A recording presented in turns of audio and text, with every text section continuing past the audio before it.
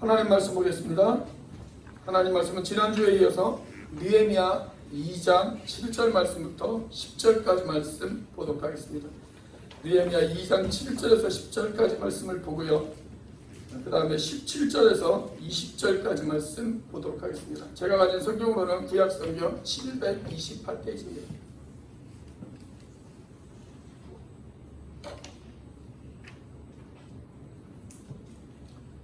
느헤미야 2장 7절 말씀부터 우리 교독으로 읽도록 하겠습니다.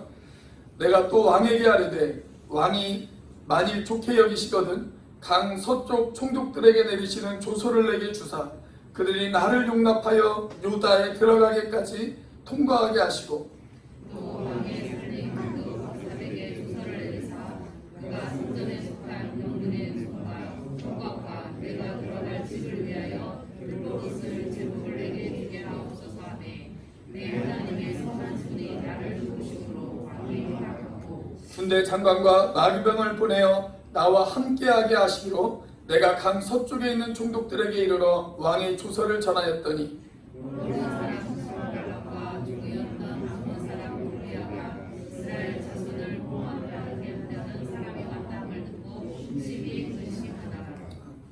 17절 말씀부터 20절까지 말씀도 우리 교독으로 읽도록 하겠습니다. 17절 말씀입니다. 후에 그들에게 이르기를 우리가 당한 공경은 너희도 보고 있는 바라. 예루살렘이 황폐하고 성문이 불탔으니 자 예루살렘 성을 건축하여 다시 수치를 당하지 말자 하고 또 그들에게 하나님의 선한 손이 나를 도우신 일과 왕이 내게 이를 말씀을 전하였더니 그들의 말에 이르다 건축하자 하고 또 이를 영원히 하는 일을 하려 하매 호론 사람 산발락과 종이었던 암몬 사람 도비아와 아라비아 사람 게셈이 이 말을 듣고 우리를 업신여기고 우리를 비웃어 이르되 너희가 하는 일이 무엇이냐 너희가 왕을 배반하고자 하느냐 하기로 내가 그들에게 대답하여 이르되 하늘의 하나님이 우리를 축복하자 하시리니 그의 그들이 우리가 일어나 건축하려니와 오직 너희에게는 예루살렘에서 아무 기업도 없고 권리도 없고 기업되는 바도 없느니라. 아멘. 우리가 코로나가 아니었다면 그제죠. 우리가 금요일 제32회 하계올림픽이 일본 도쿄에서 열렸을 것입니다. 코로나로 인해서 올림픽이 연기가 되어졌어요. 내년 7월 23일로 한 1년 정도 연기가 되어졌습니다. 우리가 근대 올림픽의 창시자라고 할 수 있는 쿠베르탱 남작은 올림픽의 기본이 되어지는 5가지 종목을 이야기한 적이 있습니다. 달리기, 사격, 펜싱, 수영, 그 다음에 말을 타고 장애물을 뛰어넘는 승마, 이 5가지 종목이 올림픽의 기본 종목이다 라고 그렇게 이야기를 했습니다. 그리고 이 5가지 종목을 가리켜서 우리가 근대 5종이라고 그렇게 부릅니다. 그런데 이 근대 5종 경기를 올림픽의 기본 종목으로 채택하게 되어진 한 일화가 소개되어지고 있습니다. 19세기 젊은 프랑스 장교 한 사람이 있었는데요. 전쟁이 벌어졌어요. 근데 이 사람에게 임무가 주어졌습니다. 어떤 임무가 주어졌냐면 아주 중요한 문서를 가지고 다른 부대에 그 문서를 전달하는 그런 아주 중요한 임무가 이 프랑스 장교에게 전해졌습니다. 그래서 말을 타고 정신없이 달리기 시작을 했습니다. 한참 말을 타고 여러 장애물들을 뛰어넘으면서 목적지를 향해서 가고 있는데 갑자기 앞에 적군이 하나 딱 나타났어요. 그래서 말에서 내려서 이 적군하고 같이 칼을 들고 서로 싸우기를 시작을 합니다. 자, 겨우 그 적을 물리치고 나서 다시 말을 타고 달리기 시작을 했습니다. 그런데 그 말이 누군가가 쏜 총에 의해서 말이 쓰러져 버립니다. 말이 쓰러지자 이 사람도 말 위에서 굴러 떨어졌겠죠. 그리고 정신을 차리고 자기가 가지고 있던 총을 뽑아서 자기를 쏜 그 적을 향해서 총을 쏩니다. 그래서 적을 죽입니다. 그리고 이제 다시 목적지를 향해서 가야 되는데 말이 없잖아요. 그래서 어쩔 수 없이 지금 이제부터는 달려가기 시작을 합니다. 정신없이 달렸습니다. 한참을 그렇게 달렸는데 앞에 강이 나타났어요. 그래서 그 강을 수영을 해서 건너갔습니다. 자, 그리고 또 한참을 달려서 겨우 자기가 가고자 하는 목적지에 도달을 했고 그 중요한 문서를 그 부대의 사람에게 전달했다라고 하는 그런 이야기가 있습니다.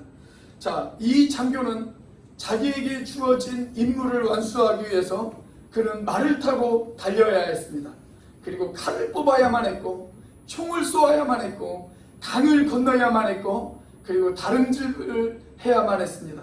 자, 쿠베르텍 남작이 이 5가지의 경기를 정식 종목으로 채택을 하자라고 그렇게 이야기했을 때 사람들이 여기에 대해서 반대하는 사람들이 있었습니다. 그런데 가장 반대가 심했던 종목이 어떤 종목이었냐면 말을 타고 장애물을 뛰어넘는 종목이 가장 반대가 심했다라고 그렇게 전해지고 있습니다. 그때 이 쿠베르텍 남작은 반대하는 사람들을 설득하면서 이런 이야기를 했다고 그래요. 이 종목은 우리가 우리의 인생을 닮았다. 우리 인생이야말로 정말 장애물을 뛰어넘는 그런 인생이 아닌가. 이 경기야말로 우리의 인생을 너무나도 닮았기 때문에 우리가 이 종목을 꼭 올림픽에 채택했으면 좋겠다라고 그렇게 설득을 했다고 합니다. 그렇습니다, 여러분. 인생은 장애물 경기라고 할 수가 있습니다. 장애물이 없는 인생은 없습니다.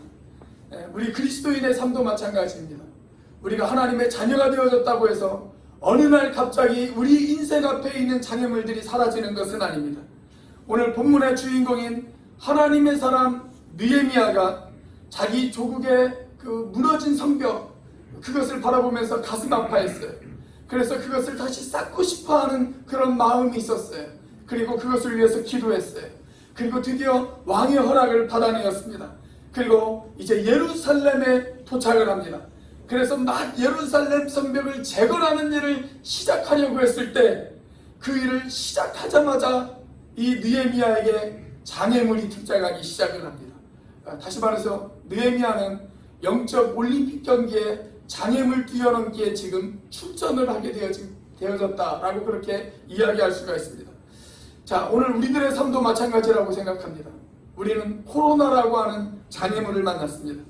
이 코로나로 인해서 교회들은 모이기가 힘들어졌고 예배에도 제한을 받고 그리고 또 많은 성도들은 공동체에 대한 소속감도 약화되어지고 우리 학생들은 공부하는 데 있어서 리듬이 깨어지고 그리고 직장인들은 사업도 힘들어지고 경제도 어려워지고 실업자도 증가하는 그런 장애물을 우리를 만났습니다.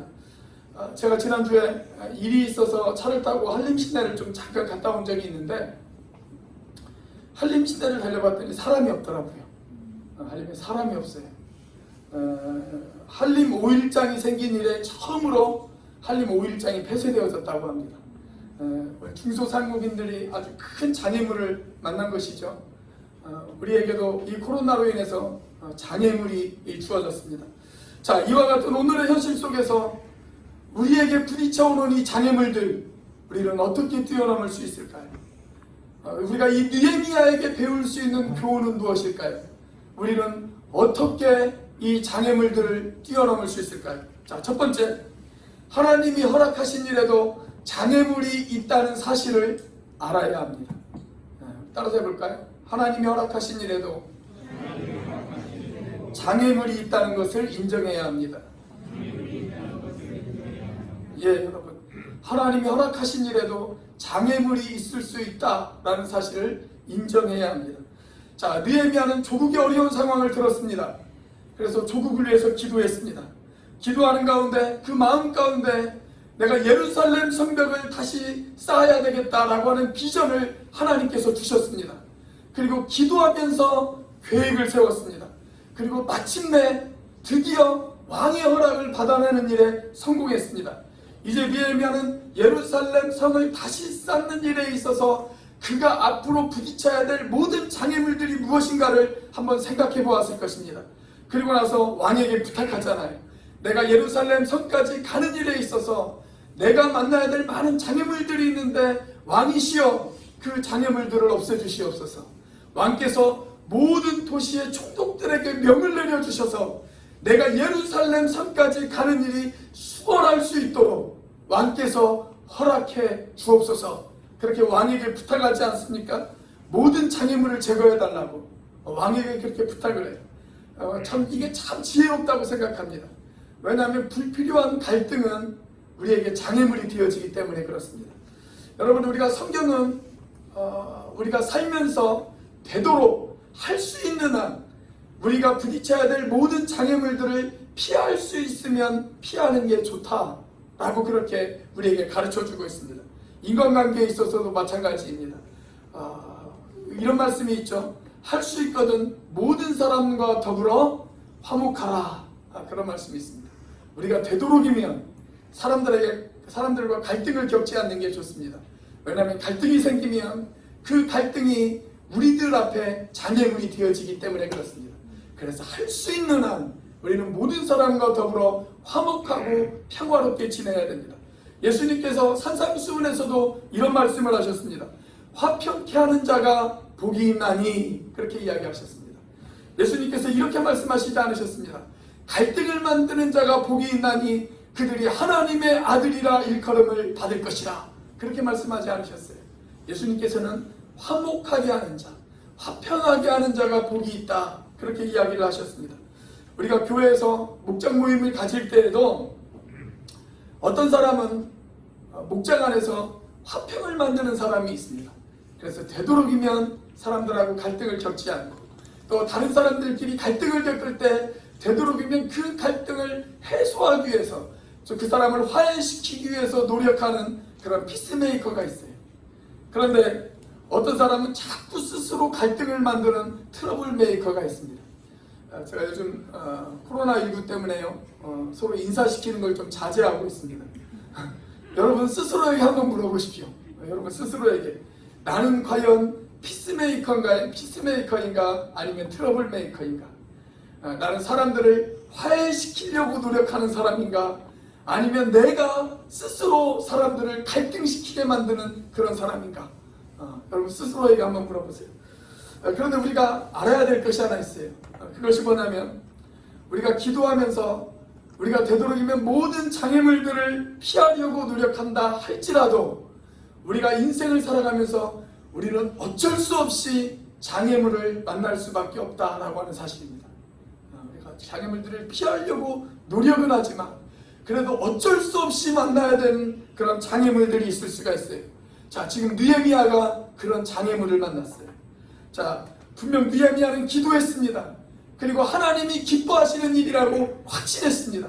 자, 그런데 오늘 본문 8절 말씀을 한번 보겠습니다. 자, 8절 말씀 같이 한번 읽어보겠습니다. 시작.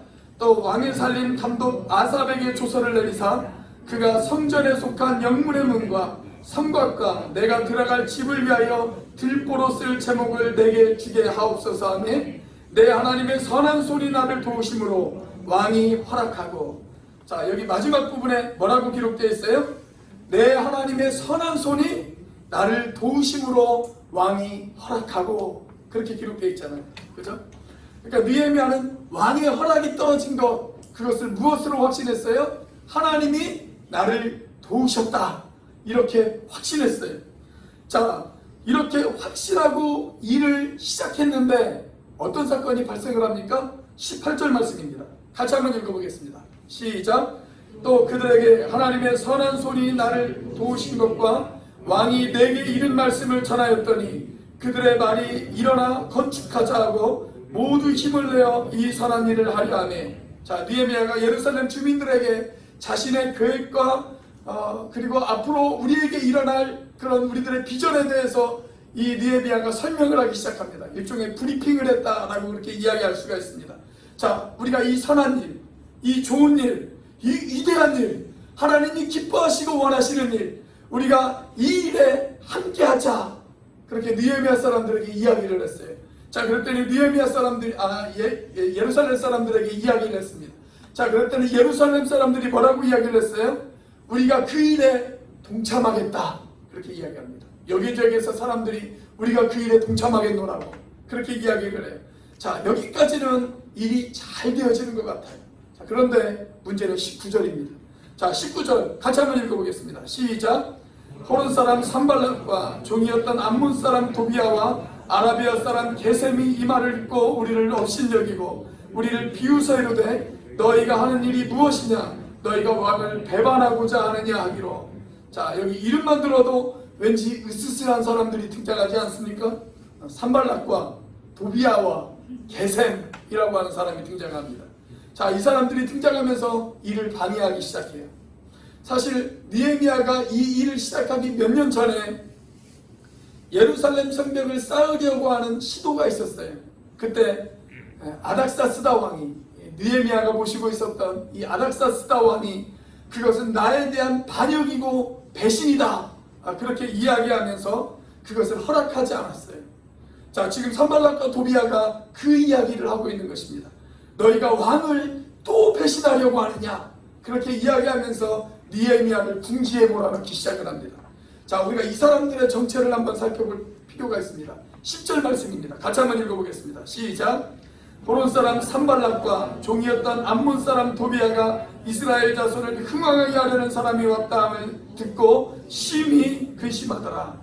그러니까 이 사람들은 이스라엘 자손들이 잘 되어지는 것, 이스라엘 자손들이 흑악해 되어지는 것, 그걸 원했어요? 원하지 않았어요? 원하지 않았어요. 원하지 않았습니다. 그렇게 되어질까 오히려 근심했어요.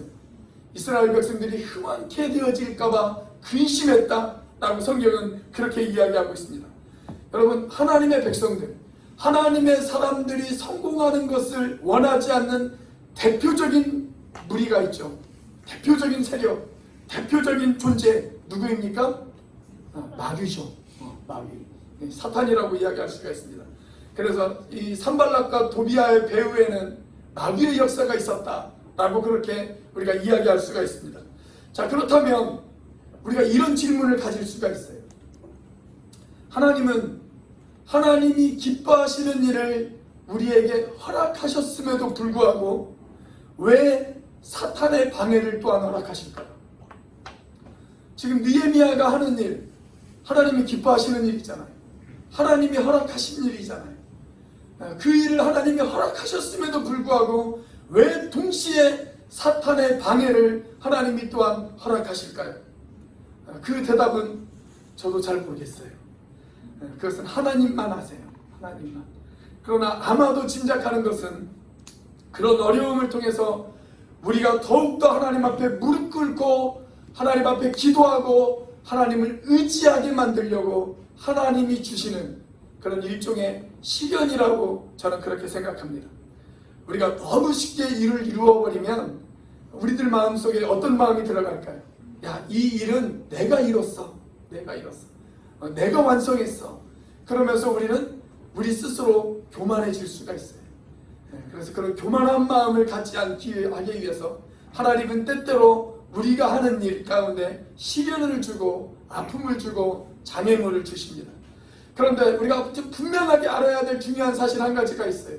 그게 뭐냐면 하나님이 허락하신 일에도 장애물을 때때로 우리에게 주신다라고 하는 사실입니다. 하나님이 허락하신 일에도 장애물을 우리에게 주실 수 있다. 그렇기 때문에 우리가 교회에서 기도하면서 어떤 일을 시작했는데 어려움이 닥칠 수 있어요. 그 어려움이 닥쳤을 때 우리가 이렇게 생각해서는 안 됩니다.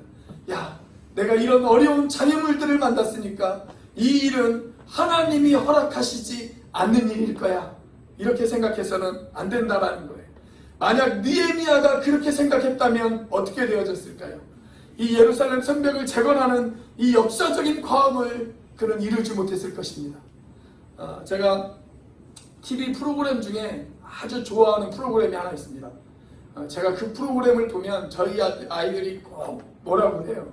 근데 제가 너무 좋아하는 프로그램이 있어요. 무슨 프로그램이냐면 TV 동물농장입니다.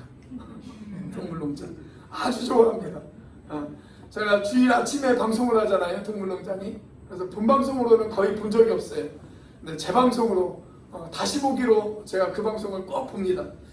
아마 오늘 또 저는 올라가서 그 방송을 볼 겁니다. 그런데 그 방송을 보면 사람을 빼놓고 장애물을 가장 잘 뛰어넘는 존재가 있다고 그래요. 뭘까요? 개예요, 개. 네. 개가 장애물을 아주 잘 뛰어넘는다고 그래. 동물농장 자주 봐? 개가 그 장애물을 가장 잘 뛰어넘는데요. 개가 아주 똑똑하잖아요. 그래서 조금만 가르치면 장애물은 웬만한 장애물들은 거의 다 뛰어넘을 수 있다고 그럽니다. 자, 그런데 저와 여러분이 장애물을 뛰어넘지 못하면 저와 여러분은 어떤 존재가 되어지는 겁니까? 개만도 못한 존재가 되어지는 겁니다. 조금 철이 지난 유머지만 이런 유머가 있어요. 개가 해석한 개에 대한 속담이라고 하는 유머가 있습니다. 개가 해석한 개에 대한 속담. 개 입장에서 개에 관련된 속담을 재해석한 거예요. 자, 예를 들면 하루 강아지 법 무서운 줄 모른다. 이 속담은 개 입장에서 해석해보면 이렇게 해석할 수가 있습니다. 호랑이도 무서워하지 않는 개의 용맹성을 이야기하는 것이다. 이렇게 해석할 수가 있어요. 자, 오늘이 무슨 날입니까? 오늘이 중복입니다. 중복. 오늘 복날이죠. 자, 이런 속담이 있어요. 복날 개패를 탄다. 그런 속담이 있습니다. 이걸 개의 입장에서 다시 해석을 해보면 개는 어떠한 시련도 달게 받을 준비가 되어져 있다. 이렇게 해석할 수가 있습니다. 또 닭 쫓던 게 지붕 쳐다본다. 그런 속담도 있잖아요. 이걸 개 입장에서 다시 해석을 해보면 개는 어떠한 일을 당해도 좌절하지 않고 저 높은 곳을 바라본다. 그렇게 해석할 수가 있습니다. 여러분, 우리가 그렇게 되어야 될 줄로 믿습니다. 우리가 아까 불렀던 찬양처럼 우리는 천성을 향해서 가는 성도들입니다. 우리 앞에는 장애물들이 있을 수도 있습니다. 그러나 우리가 그 모든 장애물들을 뛰어넘고 천성을 향해서 앞으로 달려가실 수 있는 저와 여러분들이 되실 수 있기를 주의 이름으로 축원합니다. 여러분, 우리가 장애물이 있다고 해서 너무 쉽게 포기해버리면 결코 우리는 어떤 일도 이룰 수가 없을 것입니다.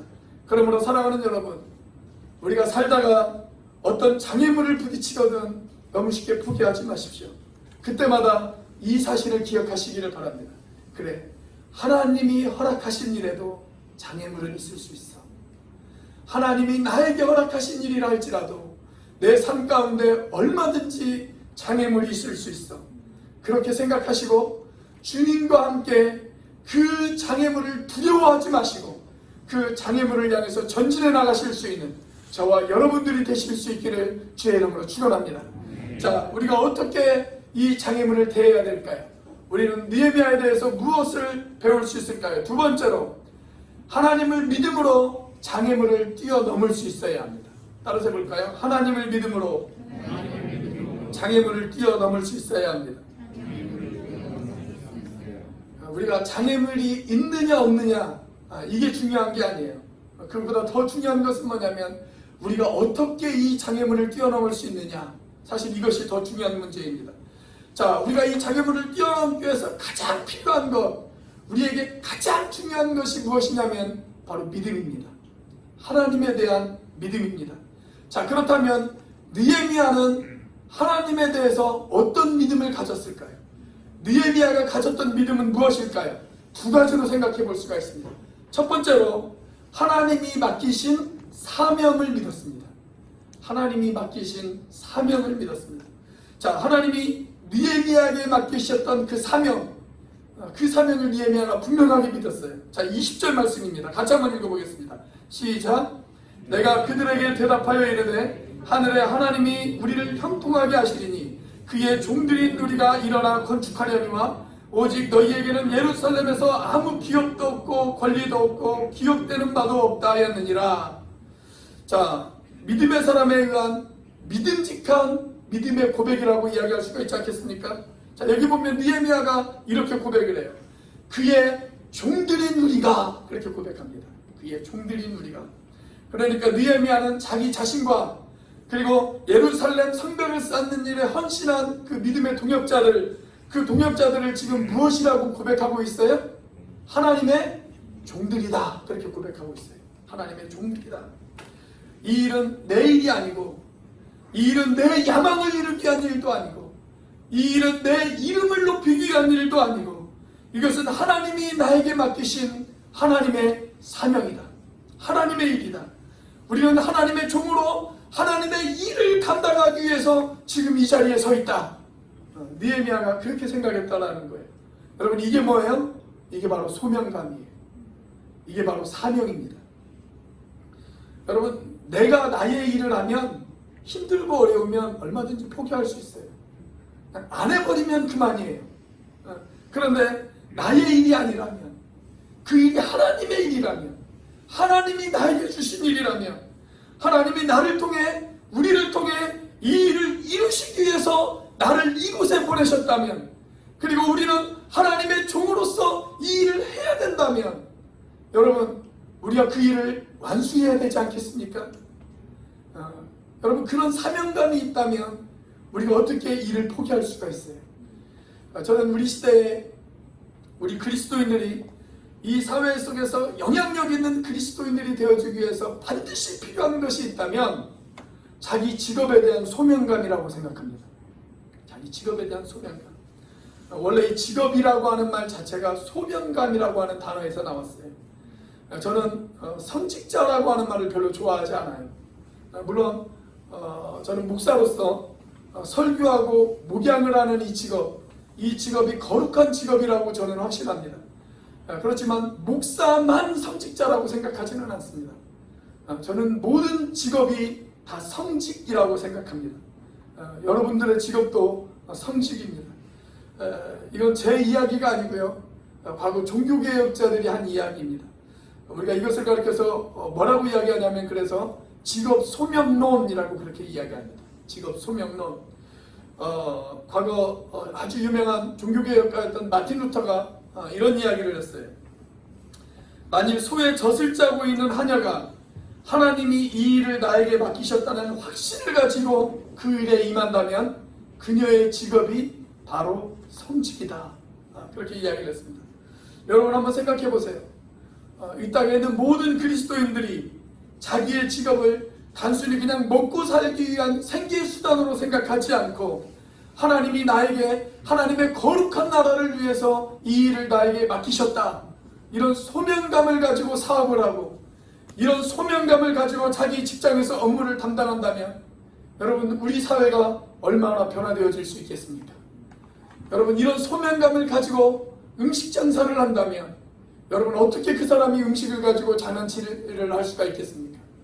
이런 소명감을 가지고 집을 지으면 여러분, 어떻게 그 사람이 부실공사를 할 수가 있겠습니까?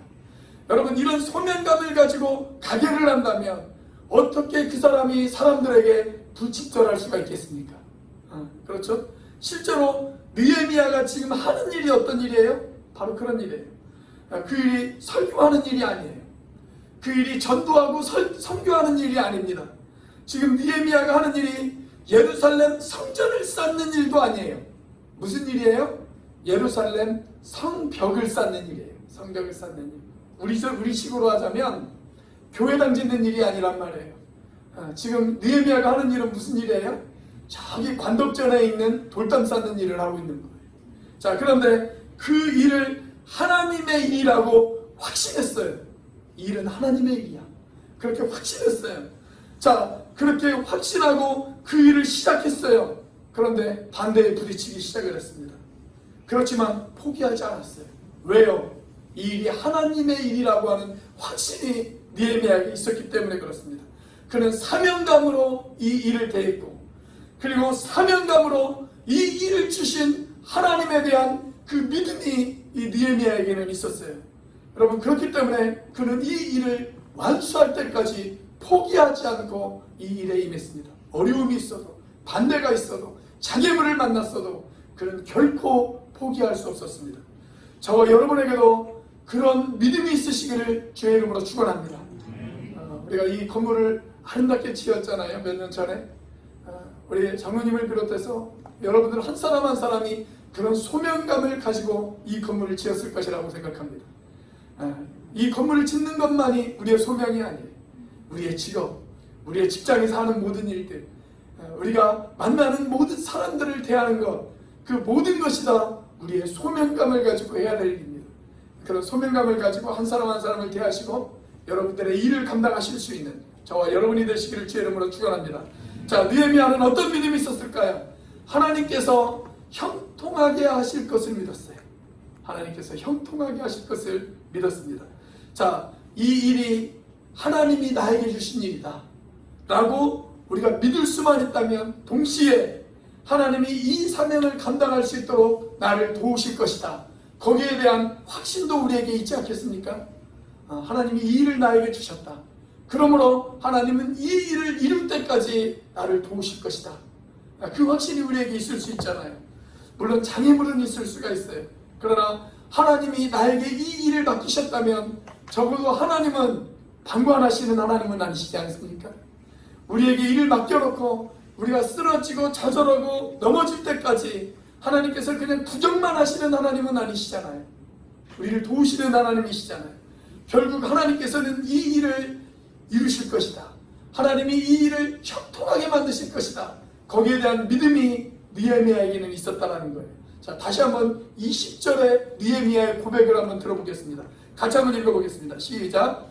내가 그들에게 대답하여 이르되 하늘의 하나님이 우리를 형통하게 하시리니 그의 종들인 우리가 일어나 건축하려니와 오직 너희에게는 예루살렘에서 아무 기업도 없고 권리도 없고 기업되는 바도 없다 하였느니라. 자, 여기 보면 느헤미야가 뭐라고 고백합니까? 하늘의 하나님이 우리를 형통하게 하시리니, 그렇게 기록되어 있습니다. 그렇습니다, 여러분. 일을 시작하게 하신 분이 하나님이시라면 그 일을 끝내게 하시는 분도 하나님이십니다. 여러분, 우리 하나님은 알파가 되시는 하나님이신과 동시에 오메가가 되시는 하나님이십니다. 처음이 되시는 하나님과 동시에 그는 마지막도 되시는 하나님이시라고 성경은 우리에게 이야기하고 있습니다. 그분이 시작하셨다면 그분이 일을 끝내실 것입니다. 여러분, 그 사실을 믿으시기를 바랍니다. 여러분, 하나님이 우리 인생의 경주를 시작하게 하셨다면 그분이 우리 인생의 경주를 마치게도 하시는 하나님이심을 믿으시기를 바랍니다. 여러분, 우리 인생의 경주는 아직 끝나지 않았습니다. 우리의 인생의 경주는 마라톤과도 같습니다. 정확하게 이야기하자면 마라톤 장애물 뛰어넘기라고 그렇게 이야기할 수가 있습니다. 우리가 하나의 장애물을 비껴가면 또 하나의 장애물이 우리를 기다리고 있습니다. 그 장애물을 뛰어넘으면서 우리는 때때로 우리 자신에게 실망할 때도 있고, 때때로 기뻐할 때도 있고, 때때로는 실패할 때도 있고, 때때로는 성공할 때도 있을 수 있을 것입니다. 그러나 중요한 것은 이것입니다. 우리가 넘어진다 할지라도 우리는 다시 일어나서 달려야 된다라고 하는 사실입니다. 여러분, 마지막 휘슬이 들릴 때까지 여러분, 우리는 멈추지 말고 계속 달려야 됩니다. 기도하고 하나님의 도우심을 구하면서 우리가 계속 달릴 수 있는 저와 여러분들이 되시기를 주의 이름으로 축원합니다. 우리 예수님도 그렇게 사셨습니다. 우리 주님이 이 땅에서 33년이라고 하는 짧은 인생을 사셨지만 그분은 그 33년의 짧은 인생 속에서도 적지 않은 장애물을 만났습니다. 그러나 그분은 그 장애물을 기도하면서 뛰어넘으셨습니다.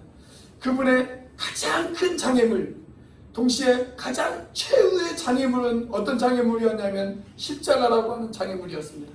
그 십자가라고 하는 거대한 장애물을 앞에 두고 우리 예수님께서는 기도하셨습니다.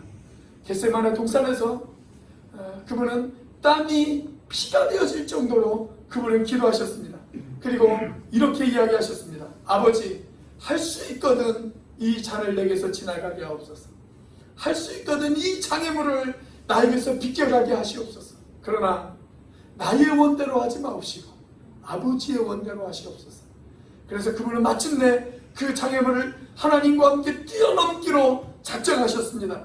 그리고 그분이 그렇게 기도하셨을 때 하나님께서는 천사들을 보내셔서 우리 예수님에게 새 힘을 주셨다라고 그렇게 성경은 이야기하고 있습니다. 십자가라고 하는 장애물을 만났지만 하나님께서는 형통하게 하셨습니다. 여러분, 일을 시작하신 분이 일을 마치게도 하셨습니다. 여러분, 그 주님을 믿고 여러분들도 그 주님과 함께 동행하실 수 있는 여러분들이 되시기를 주의 이름으로 축원합니다. 여러분, 우리가 그 주님을 우리의 구주와 주님으로 모셨다면, 우리 인생으로 감독으로 모셨다면, 여러분, 우리 인생의 장애물 우리도 뛰어넘을 수 있을 것입니다. 사랑하시는 여러분, 일을 시작하신 분이 일을 끝내게도 하실 것입니다. 우리의 장애물들, 우리 주님과 함께 주님의 손을 붙잡고 그 장애물을 뛰어넘으실 수 있는 저와 여러분이 되시기를 주의 이름으로 축원합니다. 그리고 마지막 우리가 죽고 나서 우리가 주님 앞에 서게 되었을 때, 우리가 하나님 앞에 서게 되어질 그날, 주님, 제 인생 앞에 여러 장애물들이 있었지만, 적지 않은 장애물들이 제 앞에 있었지만 하나님 주님이 계셔서 그 장애물들을 극복할 수가 있었습니다. 그리고 마침내 주님과 함께 제가 주님이 저에게 주신 이 미션을, 이 사명을 제가 완수하고 주님 앞에 돌아왔습니다. 이렇게 보고하실 수 있는 저와 여러분들이 되실 수 있기를 주의 이름으로 축원합니다. 기도하시겠습니다.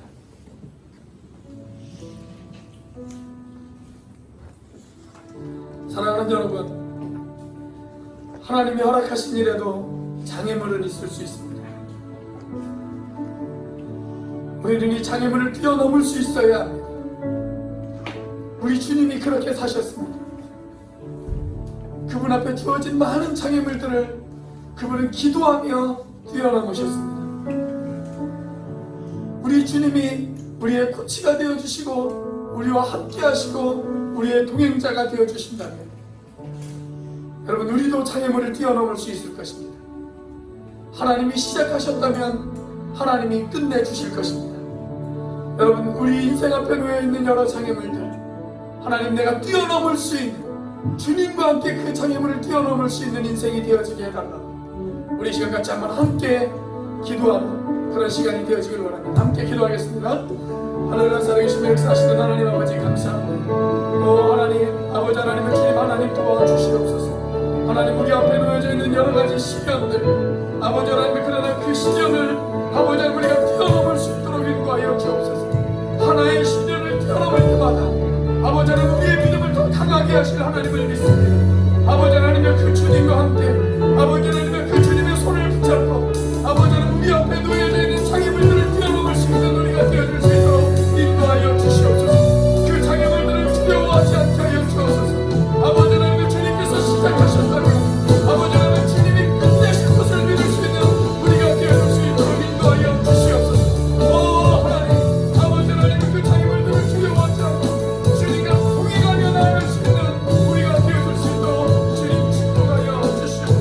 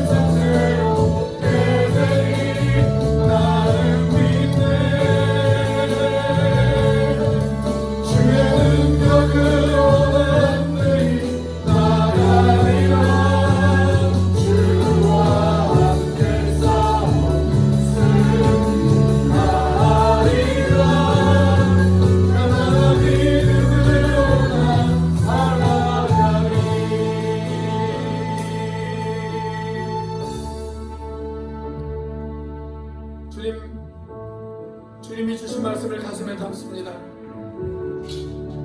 우리 인생 앞에 여러 가지 크고 작은 장애물들이 놓여져 있는 것, 아버지 하나님, 우리가 그 장애물들을 두려워하지 않을 수 있도록 인도하여 주시옵소서. 우리는 하나님의 종들입니다. 하나님이 우리를 형통하게 하실 것입니다. 일을 시작하셨다면 하나님 그 일을 마치게 하시는 분도 하나님이신 것을 하나님 우리가 믿습니다.